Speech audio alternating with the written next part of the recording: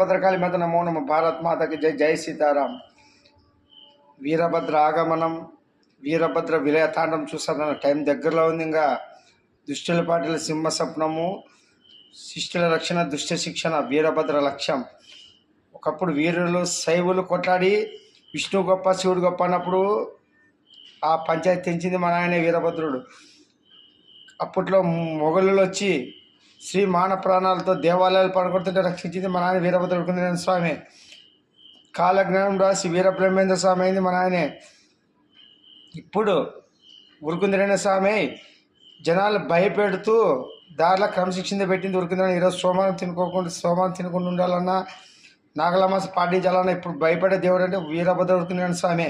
ఇప్పుడు ఆయనే వీరభద్ర వీరభోగ వసంతరాలై దుష్ట శిక్షణ శిష్ట రక్షణ చేయడానికి వస్తున్నారు. ఆ త్వరలో మీకు అన్ని ముందుకు అర్థమవుతుంది. వీరభద్ర ఛానల్, వీరభద్ర స్వామి హెచ్చరికతో చెప్పేటివి జరిగేది జరిగిపోయేది.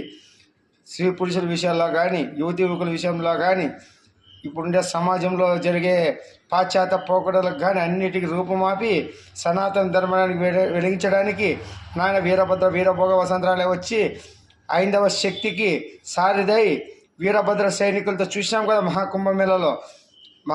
అదిరా వీరభద్ర సేన అంటే, అదిరా వీరభద్ర సేన అంటే అప్పుడు ఉంటుంది మీ ఆట.